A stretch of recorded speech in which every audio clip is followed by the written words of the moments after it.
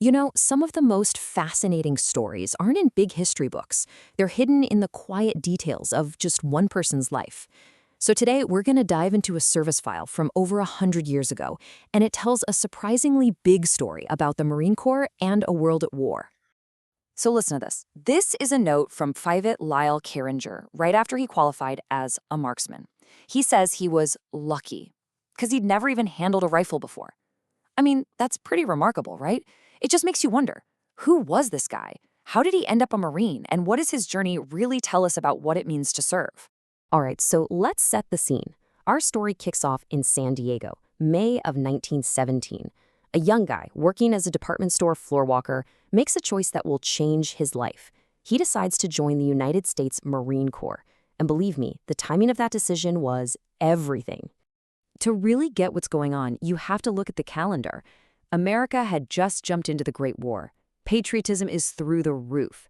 But there's a deadline looming. In just 11 days, on May 18th, the draft is set to begin.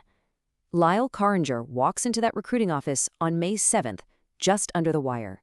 So this was the crossroads for young men like Lyle. He could volunteer right now and choose his branch, and he chose the prestigious Marines. Or he could wait, get drafted, and almost certainly get sent to the Army. By enlisting when he did, he was taking control in a world that felt completely out of control. Okay, so he made his choice. He's in.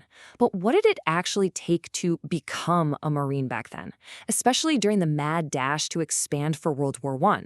Well, the story starts with the raw data. So let's look at the man himself. He was just under 5'8" and only 121 pounds, which is pretty slight, especially by today's standards. But check out that chest expansion, 4.5 inches. That was the money stat. To the doctors, that showed he had the lung capacity to handle the brutal physical demands of being a Marine. Now, his boot camp experience? Totally different from what you might picture today. Back in 1917, it was this compressed 8 to 12-week sprint, and it was often held in temporary spots like San Diego's Balboa Park, which they basically converted into the main Marine base for the war. And that brings us right back to his comment about being lucky. For a guy who never held a rifle to qualify as a marksman, that was a huge deal. It was living proof of that core Marine belief that every Marine is a rifleman. It showed that even a guy who was probably headed for a desk job could meet their highest combat standards. But here's the big twist in Lyle's story. Even though he proved he was a crack shot, his most important job during the war wasn't going to be in a trench in France. Nope, it was going to be behind a desk in California. And the reason why is all in the numbers. I mean, look at this. The Marine Corps grew almost 6 times its size in just 2 years. That isn't growth. That's an explosion. And an organization that gets that big, that fast, needs a massive administrative machine just to keep the lights on. And Lyle was the perfect gear for that machine. He enlisted as what they called a Class 4 reservist. That was a special category for guys with technical or clerical skills. And this is the key piece of the puzzle right here. The Marines probably had their eye on him from the get-go, not for the front lines, but for the exact organizational skills he learned as a floor walker. So that's the big question, isn't it? He passed all the tests. He could shoot straight. So why on earth would they keep him stateside while so many others were being sent into the fight? Well, the answer really just comes down to smart strategy. A guy with Lyle's knack for organization was way more valuable running the logistics of the base's post-exchange, the PX, the on-base general store, than he ever would be carrying a rifle. He was a crucial part of the engine that kept the entire war effort moving forward. So while his days were spent managing the post-exchange, his personal life was going through a massive change too. He was shifting from the rigid, structured life of a recruit to something that looked a lot more like a normal married life. You can kind of picture his life evolving, right? He starts out in the big open bay barracks during training.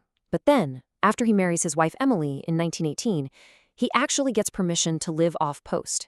So he basically becomes a commuter, a Marine who reports for duty every morning and then goes home to his wife at night. His path back to being a full-time civilian, well, it was more of a slow fade than a hard stop. Once the war was over, he was moved to inactive status in March 1919. That meant he could go get a civilian job, but he was still technically a reservist until his 4-year term officially ended with an honorable discharge in 1921. So when we put it all together and look back at his 4 years of service, what's the big takeaway? What does the story of Private Lyle Carringer really teach us? Well, you can see this really clear, consistent line through his whole life, can't you?